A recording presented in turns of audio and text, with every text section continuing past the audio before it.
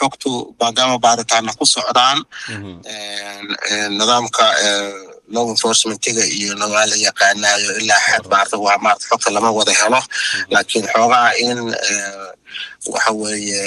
ku meel gaar ah waa la hayaayo wararka booliska iyo maaragtay dadka way la hadleen waxa dhacday niman hubaysan oo laba ah ayaan ka soo weeraray dadku halka meesha ku geeriyooday gor ee inta soo dad muslimiin ay yihiin oo ka wada xunnahay haddana wax Soomaaliya miyaa ku jiray saddex ruux oo meesha ku shahiiday ku dhimatay mise ma jireen haddana Soomaali ahayn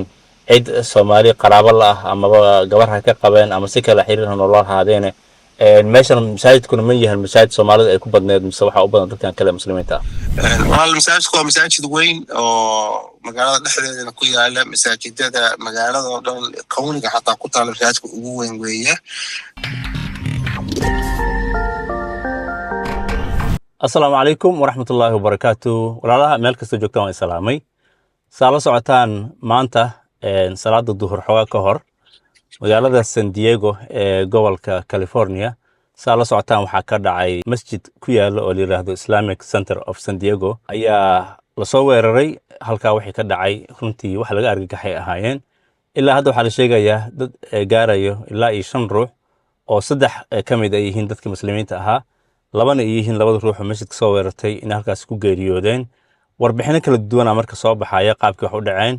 aniga oo meel shaqo joogo ayaan warka maqlay marka way is wargal weeday inaan studio tago aan barnaamijka saan kugu soo duubo marka raali ahaada adeedan iga baranin inaan gaari dhaxdiis wax ku soo duubo marka waxa khadkii ugu jira walaal Maxamuud Liibaan oo kamid ah culimada magaalada San Diego oo in muddo deganaa isagaan waxaan jaanis u helay bal inaan dhowr su'aalo weydiiyo suub uu markaasi exactly wax meesha ka dhacay uu noogu sheego Sheekh Maxamed soo dhawo Assalamu alaykum waa dhawahay aan maadsan tahay xogta ilaa hadda la hayaa waa xog kooban maadaama wax baaritaana iyo arrimaha ku dhacayaan ay maaragtay la xiriiraan waxyaalihii dhacay laakiin waa ka jawaabaya su'aalaha waxa weydiisay insha Allah laakiin inta ka saabsanaya inay xogtu ay xadidan tahay ilaa xad waa runtii waxa dhaceen basaacada ka hor ayay dhaceen wali warbixinaha dhameystiran way soo bixi doonaan adigu waxaan rabnaa kaliya maadaama hadda aniga magaaladan joogo kale warbixino kala duwan oo qaarkood iskhilaafsan la wadaagaya marka maadaama magaalada aad joogtid intaad ogtahay baan rabnaa dadkii niida aan ugu dajino xaafadda ay ka dhaceen Sadeeg waa magaalo weyn waa xagee magaceed wala masaajidka Islamic Centerka Masjid Abubakar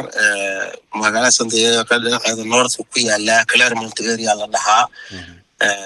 magaalada dhexdeeda ah oo dhinaca waxa weeye north ka ku yaala waqtiga wax dhaceen ma waxay ahayd masalaada lagu jiray mise xogaa ka hor salaad intaan la tukan ma saacad lagu jirin saacada adigu saacad iyo xogaa ka hor bay ahayd 12 daqiiqada dhiman qiyaastii meelahaas baa lagu sheegay marka salaada duhurka waqti fiican baa ka dhimanaa sidee wax u dhaceen exactly masaajidka niman hubaysan soo galay waxba dadka ku furay mise waxa wax random ku dhacay ahayd xogtu baadama baaritaana ku socdaan nidaamka law enforcement tiga iyo nawaal yaqaanayo ilaa xad baarta waa maarta xogta lama wada helo laakiin xogaa in waxa weeye ku meel gaar ah waa la hayaayo wararka booliska iyo maaragtay dadka way la hadleen waxa dhacday niman hubaysan oo laba ah ayaan ka soo weeraray qaab kadis ah bayna oo dhuumashaadayna ku soo galeen waxa la qiyaasayaa masaajidka qaybtiisa qablada xigta freeway baa ku dhagan iyo derbi oo wada ma ahan marka inay derbigaas geeskiisa soo qaadeen baa la qiyaasayaa meelaha ka soo galeen laana masaajidku security hubaysan oo tababaran ayuu leeyahay waxaana kamid ah ninka dhintay ilaahay u naxariisto ragga dhintay kamid ah marka dhinacii iridda masaajidka laga soo galayay oo ka lugaynaya iyo baarkinka laga soo galahayay midna oo laga filay kama soo gelin dhinaca gadaalo ka soo galay albaabkaas marka jika ku beegan oo masaajidka iyo iskuul baa ku yaala jumcada iyo barnaamijyo badan baa laga sameeyaa waa masaajid weyn dhul aad u weyn iyo runtii ku fadhiya adeeg aad u weyn oo dacwadeedna bixiya marka niman laba nin oo jikada ku jirtay ayay toogteen marka ninkan markuu xabadihii maqlay ayuu soo gurmaday iyagiina xabadeeyey albaabadii iyo inuusan gudaha u gelin oo iskuul baa ku yaalo oo caruurihii iyo dadkii kale ee muslimiinta ay masaajidka ku jiray inaysan sii dhibaataynin ayuu sabab u noqday marka halkaasay kasoo bilaabatay inay maaragtay saa usoo galeen baa la qiyaasayaa laakiin dhacdooyinkan halka ka yimid iyo xabadaha iyo gelitaankooda iyo waxyaalahaas baa maaragtay baa loo qiibaa ma inta daliil ahaan loo adeegsanaya ka mid ah waxaan maqalnay labadii ruux ee weerarka soo qaaday in iyaguna ay dhinteen oo meesha ay ku geeriyoodeen marka maxabadihii lagu riday law enforcementiga iyo yarka securityga Allah naxariistay dhintay ayay ku geeriyoodeen mise iyaga isdilay waxaan maqlaynaa mararka qaarkood in la leeyahay iyaga isdoogtay xaqiiqo dhab ah kama hayno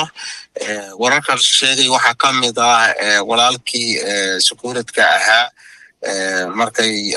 maaragtay inuu asagu mid ka mid a dhaawacay oo meeshay ka carareen iyo caradii mataqaana gaariga meeshay kaga soo tageen iyo dhiigooda iyo in lagu arkay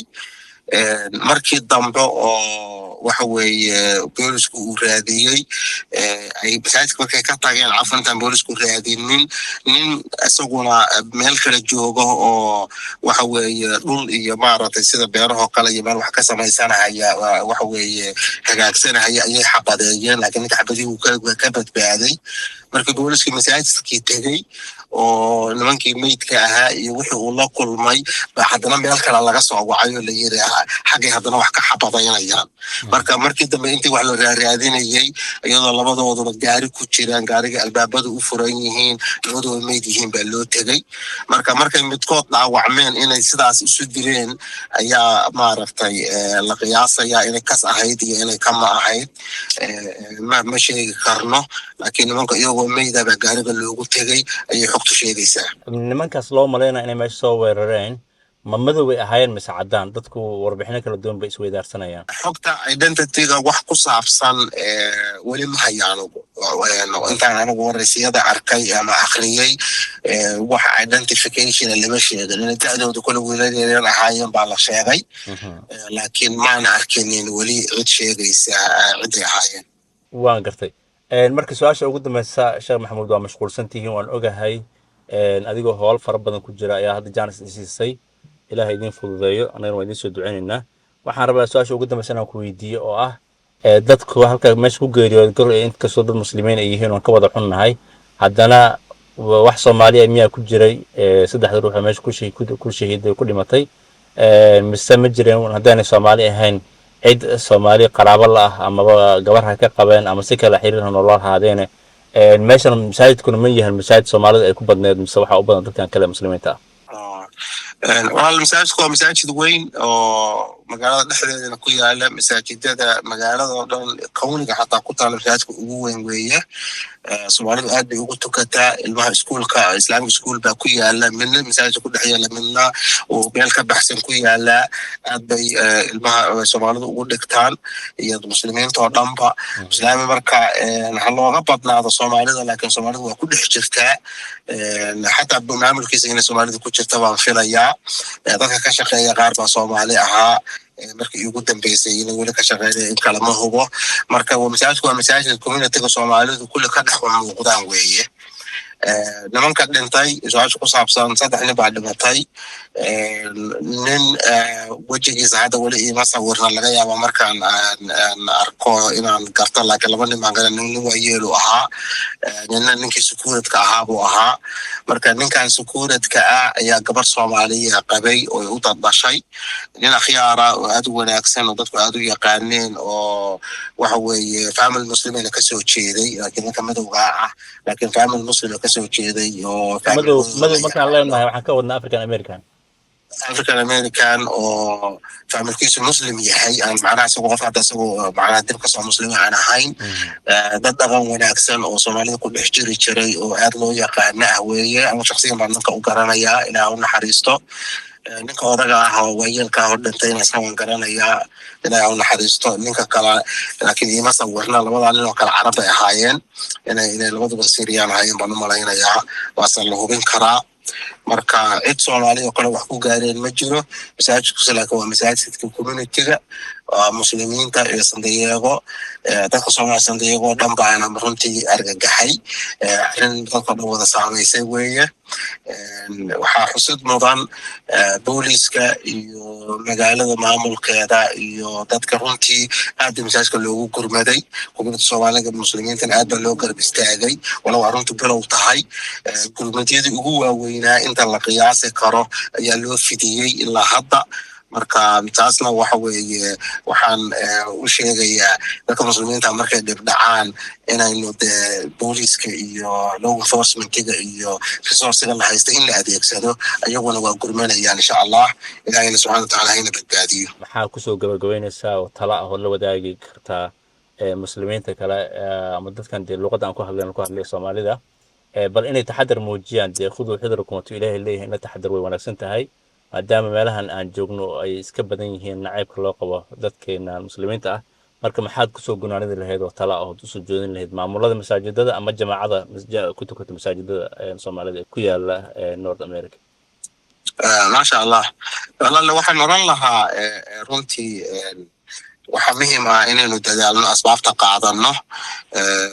qof walba meel kastoo la joogo waliba waqtigan hadda waa waqti iskuulada laga qalin jabinayo xafladuhu badan yihiin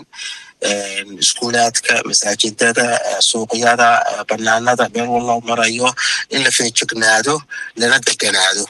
oo la argagixin laakiin si degan qof walba xaaladiisa iyo meeshuu marayo in la imaaragtay waxa weeye uu ka warqabo oo waxa weeye indhaha la furo sidoo kale wixii laga shakiyo in la report gareeyo in la iswargeliyo oo dadku xaaladaha dhacaya meeshan la iska warqabo waa mas'alo muhiim weeye marka deganaan iyo taxadar iyo kalsooni ilaahay baa waxa weeye waxa qadartu waa dhacaysa waxa wax ka daran baa dhaca waxa ilaahay qadaraana dhacaya laakiin asbaabta inaynu qaadano dadaalna ayaa inala gudboon marka mas'uuliyiinta iyo waalidiinta iyo waxgaradka bulshada dhammaan in la dadaalo asbaabta la qaato security la ilaaliyo inta un baa naftayda iyaga xusuusin lahaa sidoo kale waxaan u mahad celin lahaa hay'adana ayaana masaajidadeena ugu badan Soomaalida ee North America waxa weeye midaysa culimada way la soo xariireen xaaladda way la socdaan tala wadaag baan sameeynay booliska iyo maamulada muslimiinta ee magaalada nala jooga masaajidka wax ka dhaceen kaliya ma ahan waxa weeye xiriir baan wada wadnaa tala wadaag ah waxa weeye masaajidka iyaga hadda mataqaanaa boolis waa waardiyeynaya la jooga oo la xariirnay oo waxa weeye runtii la caawinayay marka culimada iyo akhyaarta nala soo xariirtay oo nala tala wadaagaysana waa u mahad celinaynaa booliska iyo maamulada iyo dhammaanayinkan joogno nala dadaalaya ayagana waa u mahad celinaynaa annaguna resourceska aynu ka faa'iidaysano aan feejignaano aad baa u mahadsantihiin hadda masan Sheekh Maxamuud anna waxaan rabaa inaan uga faa'iidaysto fursadaas aad ugu mahad celisay golaha imaamiyada ee ayaana masjidkeena magaalada Seattle ku yaala xataa maanta ma sha Allah security aad buu wanaagsan yahay maamulka masjidka way dadaaleen booliskii magaalada dhan waa noo yimaadeen waa ka warhayaan xaaladda anagana sidoo kale ayaan u dadaaleyna alxamdulillah khayr Allah ku siiyo aad baan kaaga mahad celinaa waqtigaada qiimaha badan Sheekh Maxamuud jazakallahu khayr jazakallahu khayran barakallahu fiik intaasaan kusoo gabagabeynayaa waraysiga koobnaa ee aan la yeeshay Sheekh Maxamuud Liibaan oo kamid ah culimada gobolka California gaar ahaan magaalada San Diego saa akhyaari u joodaan waxaan idinkaga soo yani gudbinayaa barnaamijkan gaari dhexdiisa iga midan baran inaan gaari dhexdiisa wax kusoo duubo sababtoo ah aniga oo meel shaqo joogo ayaan warka maqlay marka way ii suuragal weyday inaan studio tago aan barnaamijka aan kugu soo duubo marka raali ahaada adeedan iga baranin inaan gaari dhexdiisa wax kusoo duubo sidoo kale warbixinta uu Sheekh Maxamuud nala wadaagay waa warbixinta saxda ah ee jirta weeye aniga maanta waxa soo wacay dhowr ruux oo gobol kala gedisan jooga oo u qaatay meesha waxay ka dhaceen maadaama masjidka uu ahaa magaciisa Abubakar waxay u qaateen masjidka magaaladeena ku yaala ee Abubakar Islamic Center ay u qaateen dad baa markiiba igu lahaa sida wax idin gaareen marka waxaan cadeynaynaa meesha wax ay ka dhaceen inayna ahayn Abubakar Islamic Center-ka Seattle ku yaala uu yahay midka California ku yaala gaar ahaan xaafadda ama neighborhood-ka la yiraahdo Claremont oo dadka muslimiinta ay degan yihiin marka barnaamijkaas ayaan jeclaystay inaan idinla wadaago degdega ah ee dhibaatada maanta ka dhacday San Diego ku saabsanaa marka muuqaalkan sii faafiya si dadkana ay u ogaadaan bil exactly wax meesha ka dhacay adinkuna taxadar insha Allah tacaala ilaahi subxaanahu wa tacaala hayna badbaadi meel kastoon joogno muuqaalka inta kulmayno fi amaanillah asalaamu calaykum waraxmatullaahi wabarakaatuh mac salaama